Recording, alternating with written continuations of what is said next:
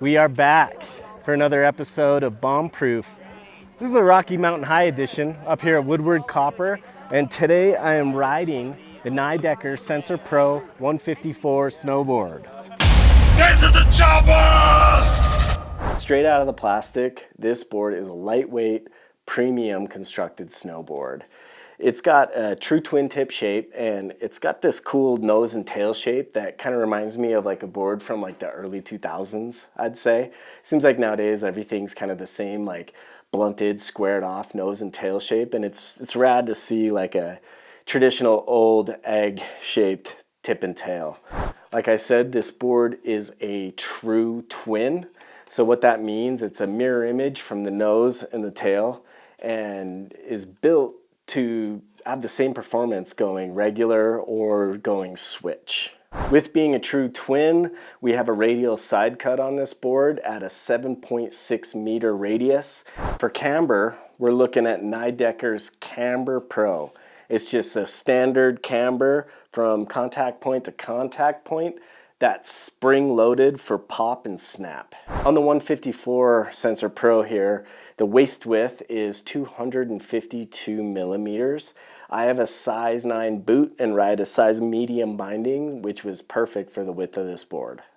Getting into the stance, this board's lined up with just a true on-center stance. It's got a 21.25 inch recommended on center and a 4x2 with 6 rows of stance options. All right, let's talk some flex on this Sensor Pro. They're giving it a 4 out of 5 on Nidecker's stiffness rating. I would have to say, after riding it, I would think it's more of a 2.5 to a 3 on a 5 scale. It didn't feel stiff at all. This board almost felt a little bit soft. Yeah, I'm about 180, so if you are a little lighter, like 165 or 150 or whatever your weight's coming in, it might feel a little stiffer. But for me, this board felt pretty soft and playful. It did feel like it had good torsional stiffness, but I would have maybe said that it's a little softer than their flex rating. It did feel stiffer in the center of the board than it did towards the tip and tail, which was kind of like, kind of threw me off a little bit in the beginning. However, once I started pressing, I really found that I could lock presses. I found the sweet spot, diving into nose press and diving into 5.0. Once I got kind of accustomed to it being a little stiffer in the center than to the tip and tail, I figured it out and it rode great.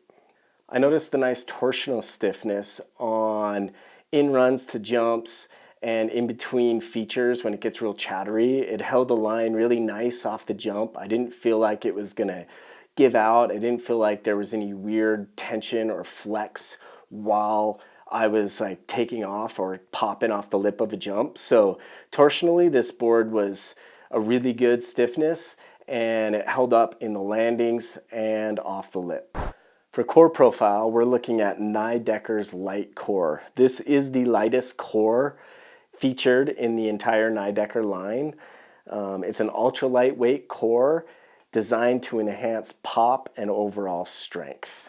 The Sensor Pro features Nidecker's premium sandwich construction, which is a step up from their standard construction. And what they've done is added carbon stringers for quicker edge response, more pop, and shock absorption. Leaning into the anti-vibration technology used in this board, they've included an absorbed top sheet, which is an innovative top layer designed to reduce and absorb unwanted vibrations and chatter. I definitely noticed that in the spring-like slushy conditions, in between features, they always get rutted and bumped out. And this board held up well, just like edging through it, riding right through it from feature to feature. I noticed I was less tired, in between runs than I normally would be on a board that doesn't have the anti-vibration properties. The Sensor Pro also features Nidecker's Pop Carbon Plus carbon stringers. They run tip to tail on the top and bottom, giving you more stability at higher speeds and that pop that you're looking for. The base of the board is constructed with Nidecker's N900 base, which is a premium super fast sintered base. It's made of super dense material with a high carbon content.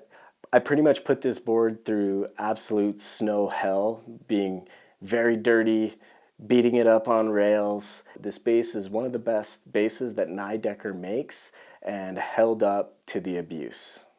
Overall, I feel like the Sensor Pro was a playful, solid board to ride. You know, riding in spring and summer-like conditions can be tricky sometimes. The snow is variable, the speeds are variable with so much dirt being all over the snow. I felt really comfortable on this board. I felt like the flex was spot on for what I like. I felt like I could hold an edge going off a jump and had good pop off the lip. I felt like I could really lean into the presses. I would definitely say that it was great in the air. It stomps in the landings. It's a freestyle shape, so I could ride it good forward and backwards.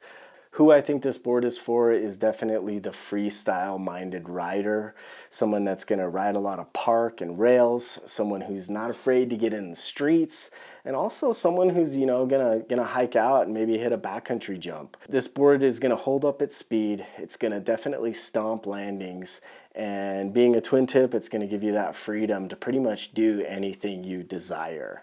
For size range of the Sensor Pro, we're looking at a 150, 154, a 158, a 158 wide, and a 162. So Nidecker pretty much has you covered.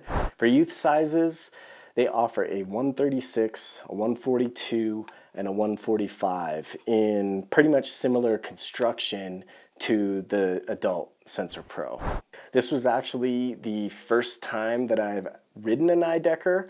I've ridden a lot of boards that have come out of their factory, and this one didn't let me down in the slightest. So if you're looking to get down in the street or in the park, all over the mountain, or even in the POW, the Sensor Pro is worth checking out. Bomb Proof, presented by the Bomb Hole.